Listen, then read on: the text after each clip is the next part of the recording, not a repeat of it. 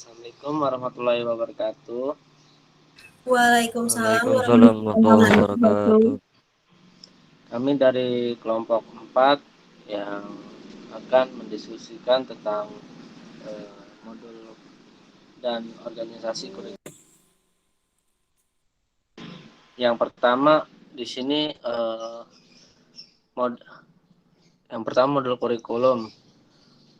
Model kurikulum ini merupakan suatu karya ilmiah yang dibuat dengan sebagai bahan sebagai pembelajaran yang mana untuk peserta didik dan pengajar agar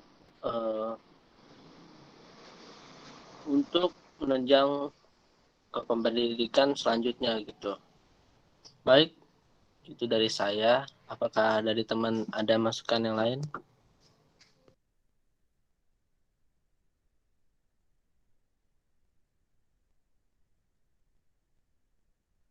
Izin menambahkan, saya setuju dengan apa yang tadi dibilang sama Kodir.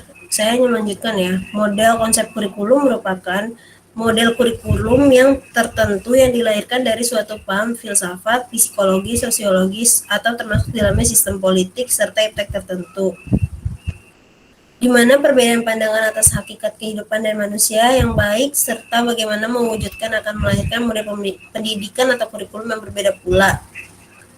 Dan dikenal 4 model konsep kurikulum, yaitu model kurikulum subjek akademik, model kurikulum pribadi, model kurikulum rekonstruksi sosial, dan model kurikulum teknologi.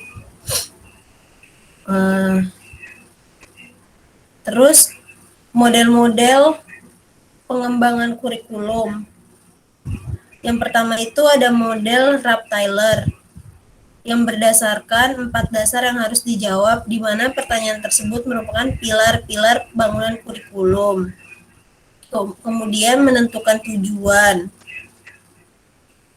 Pilar-pilarnya itu, yang pertama itu menentukan tujuan dari pengembangan kurikulum tersebut, menentukan pengalaman belajar terhadap isi lingkungan, mengorganisasi pengalaman belajar, menentukan evaluasi. Kemudian kalau model ZAS ini dia menjelaskan 3 model pengembangan, yaitu kurikulum model administratif,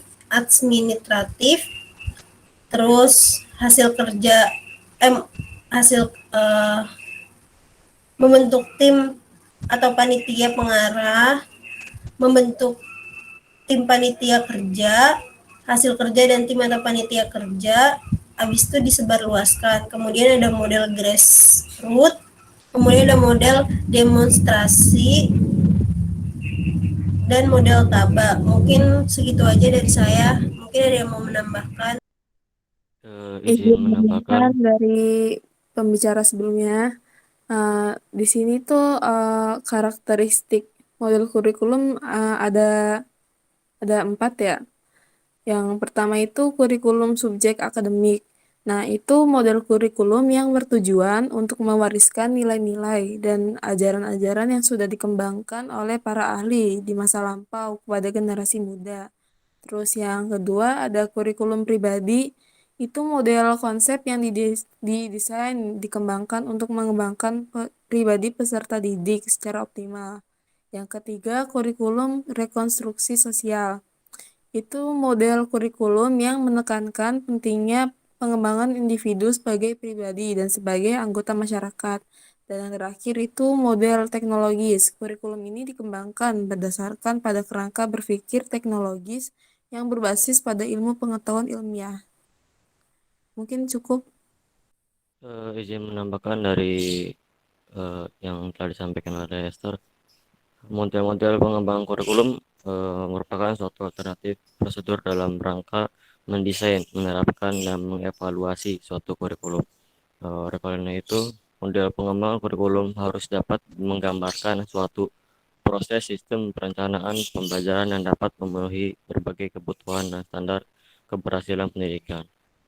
Dan model-model kurikulum itu ada berbagai macam. Yang pertama ada model Rap-Tyler, model Taba, model demonstrasi, model Miller-Schiller, dan lain sebagainya. Mungkin itu aja dari saya. Baik, terima kasih teman-teman. Jadi selanjutnya kita membahas tentang organisasi kurikulum. Yang mana organisasi kurikulum ini adalah susunan komponen kurikulum seperti konten kurikulum, kegiatan, dan pengalaman belajar yang diorganisasikan yang menjadi mata pelajaran sebagai program, topik, dan untuk mencapai efektivitas pendidikan. Nah, bisa dibilang susunan pengalaman dan pengetahuan baku yang harus disampaikan dan dilakukan peserta didik untuk menguasai kompetensi yang telah ditetapkan gitu. Jadi organisasi kurikulum ini pola atau susunan komponen-komponen kurikulum yang diorganisasikan menjadi mata pelajaran yang menunjukkan tujuannya gitu untuk mempermudah mahasiswa memahami apa yang diajarkan sehingga menguasai kompetensi yang telah ditetapkan.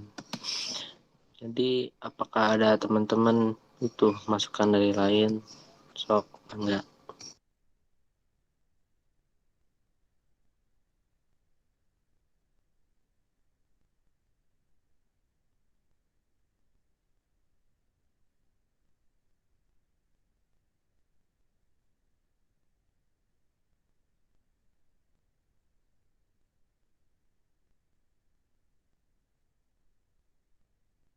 Izin menambahkan, organisasi kurikulum merupakan pola atau desain bahan atau isi kurikulum yang tujuannya untuk mempermudah siswa dalam mempelajari bahan pelajaran serta mempermudah siswa dalam melakukan kegiatan belajar sehingga tujuan pengembangan dapat dicapai secara efektif. Mungkin itu saja dari saya.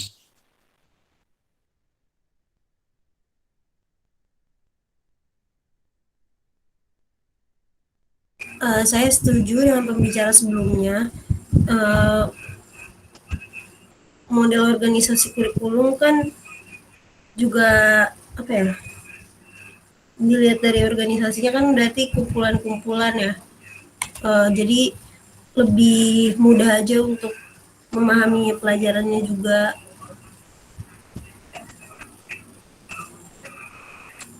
Cukup sih. Izin menambahkan ya, jadi di dalam organisasi kurikulum ini ada beberapa faktor yang harus dipertimbangkan, di antaranya ruang lingkup, urutan bahan, kontinuitas, keseimbangan, dan keterpaduan. Terus kurikulum ini juga perlu diperhatikan, terutama berkaitan dengan substansi bahan yang dipelajari siswa. Mungkin cukup.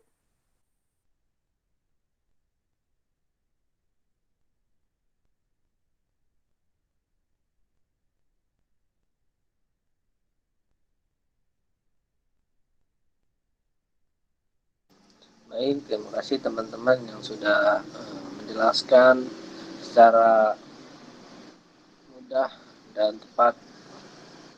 Kita akhiri saja diskusi ini. Wassalamualaikum warahmatullahi wabarakatuh. Waalaikumsalam warahmatullahi Warahmatullahi wabarakatuh. wabarakatuh. Foto dulu, foto.